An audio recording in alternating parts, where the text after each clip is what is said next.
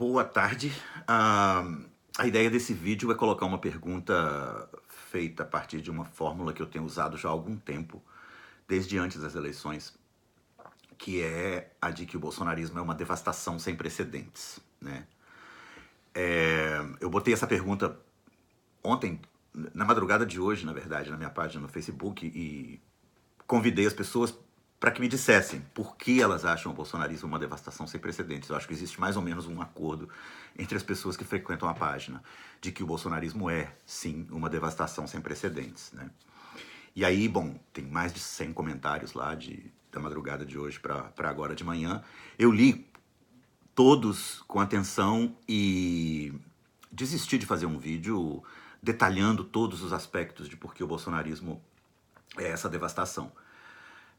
Em primeiro lugar, porque é impossível você decidir qual das esferas é a mais importante, né? Tem algumas que são absurdamente importantes, como o meio ambiente, que estão sendo devastadas e detonadas de uma maneira irreversível, né? Muito irreversível. Mas eu não sou a melhor pessoa para falar disso, né? Eu acompanho a Amazônia com o máximo de atenção que eu posso, conheço bem as fontes confiáveis para falar do lugar, mas eu não estou na Amazônia, estou a 1.000 quilômetros de distância. Tem gente mais equipada para falar desse aspecto do que eu. Tem algumas coisas que não são irreversíveis, mas que deixam um legado de queimação assim terrível, como é o caso da política externa, né? O Brasil já fez, no âmbito da política externa, coisas inimagináveis, né? O Brasil votou, por exemplo, junto com Estados Unidos e Israel, sozinho, contra a condenação ao bloqueio norte-americano a Cuba. Vejam bem, não é uma moção de apoio ao governo cubano, não. É uma moção anual da Assembleia Geral das Nações Unidas que condena o boicote americano, só isso, né? E essa é uma resolução que é aprovada quase unanimemente todo ano. Os aliados mais confiáveis dos Estados Unidos, o Reino Unido, vota a favor dessa resolução, né? Contra ela votam sempre Estados Unidos, Israel e às vezes uma ilhota do Pacífico, lá, Ilhas Salomão, Ilhas Marshall. E mais ninguém, né? E o Brasil votou nisso, né? O Brasil organizou um fórum paralelo com Polônia, Hungria e Arábia Saudita. Polônia, Hungria e Arábia Saudita, né? Essa é a nossa turma hoje. Então, na política externa, por exemplo, é reversível, mas é reversível a longuíssimo prazo, né? Porque o estrago que é feito na imagem não se recompõe facilmente. Então é uma lista infinita de aspectos que a gente poderia pegar. Eu vou pegar um só, que é o que eu acho sobre o qual eu posso contribuir mais e que é relativamente pouco estudado, que é a degradação da linguagem, né? O bolsonarismo é uma degradação sem precedentes da linguagem em que se faz política. E eu uso essa palavra degradação com certa ambivalência, porque eu não gosto dessa linguagem, digamos, de a decadência, o declínio, a degradação, etc. Essa linguagem meio apocalíptica para falar da política. Mas a gente precisa de algum mecanismo para descrever o que aconteceu no Brasil, né? Nos últimos 2, 3 anos, nos últimos 2 anos, né? Principalmente. Que é muito, muito diferente do que a gente tinha vivido até então. Em primeiro lugar, eu acho que tem que se dizer que vive-se uma crise total do que as palavras significam. Veja bem, não é que você tenha divergências sobre o que democracia significa ou qual deve ser a política econômica. Não são divergências de conteúdo. É uma devastação, uma guerra permanente sobre o próprio funcionamento da linguagem. Aquelas coisas que a gente pressupõe como um acordo tácito entre qualquer interlocutor, né? De que você vai, enfim, se referir somente a informações verdadeiras, de que você vai pressupor que o seu interlocutor também, junto com você, está procurando a verdade, ou está procurando o que é o melhor para o país. Enfim, algumas premissas básicas desse jogo democrático foram completamente aniquiladas, né? foram completamente aniquiladas. Por exemplo, o que é razoável acusar o outro? Do que é razoável acusar o outro? No petismo, você tinha o fenômeno dos críticos independentes do governo, como eu e muitos outros, que éramos xingados de que recebíamos dinheiro da CIA, por exemplo, né? Que é um negócio que não fazia muito estrago, porque as próprias pessoas que acusavam sabiam que, né, que era uma balela. Tem algumas versões mais sofisticadas desse tipo de difamação. Ó, fulano teve bolsa da Fundação Ford, a Fundação Ford quer isso, quer aquilo. Eu pressuponho uma ignorância completa sobre como funcionam bolsas de estudo no ensino superior, né? Mas eram epítetos ou xingamentos usados pelo petismo contra os seus críticos. Mas no caso do bolsonarismo, nós temos um outro fenômeno completamente diferente, que é não é só acusar o interlocutor de alguma coisa que não procede, mas é de pegar justamente aquelas forças políticas que estão, ou aqueles sujeitos sociais que estão trabalhando, por exemplo, na prevenção de queimadas, na prevenção de incêndios, para acusá-los dos incêndios, né?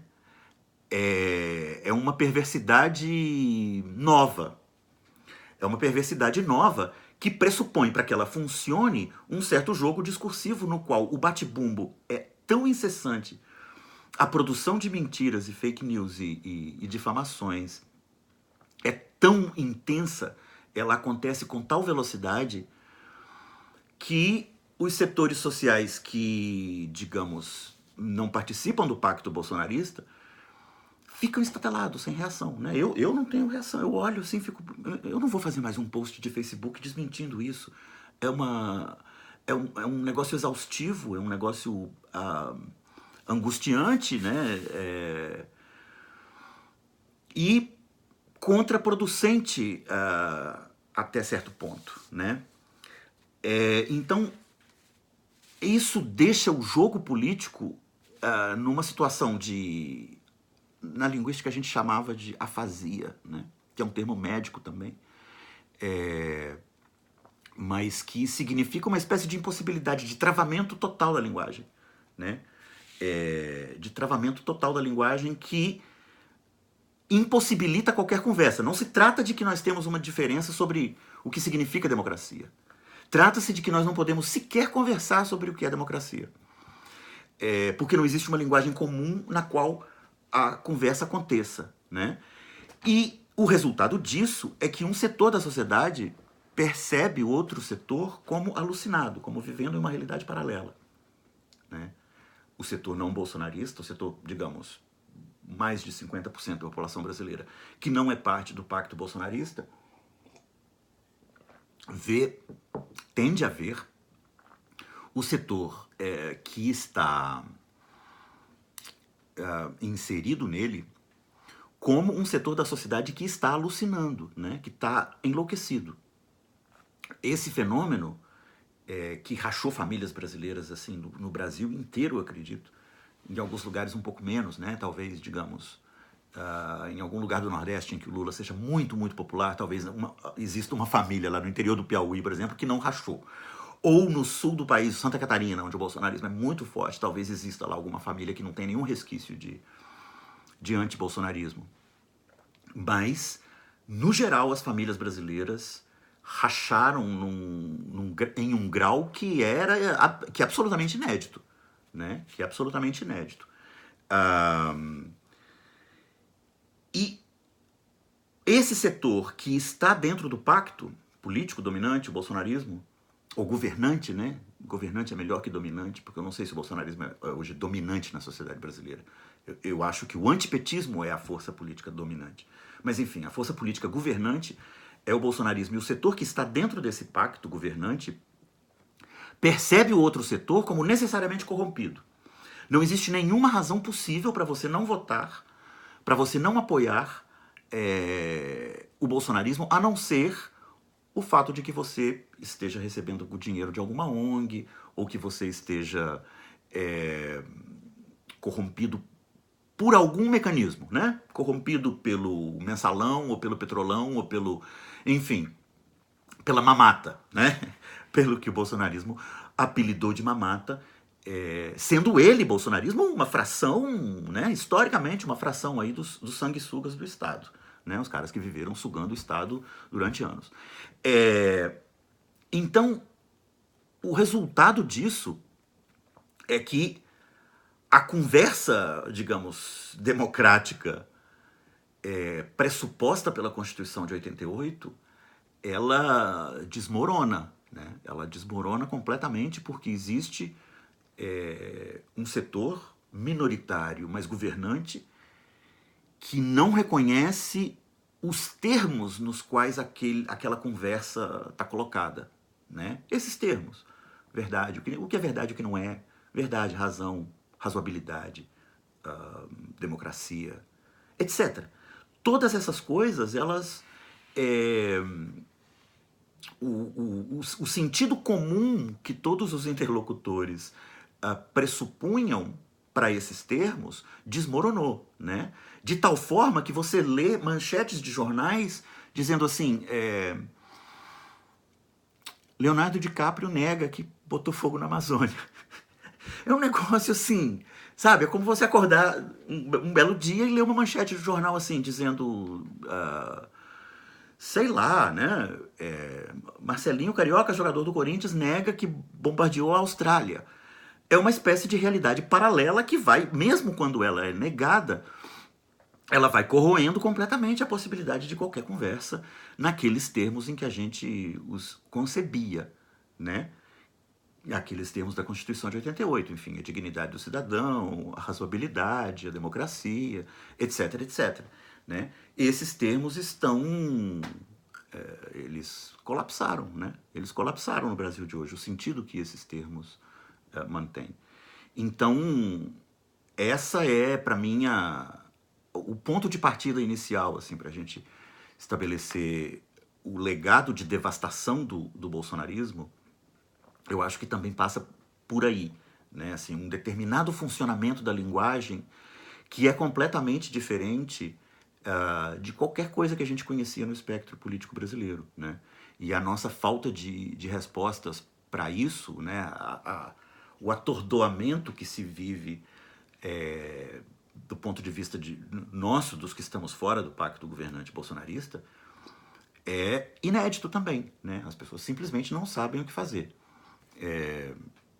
Eu também não sei o que fazer, tenho alguns palpites que vou trabalhar em um outro vídeo. Mas o tema desse era essa questão mesmo da linguagem. Espero que tenha feito sentido para vocês. Boa tarde.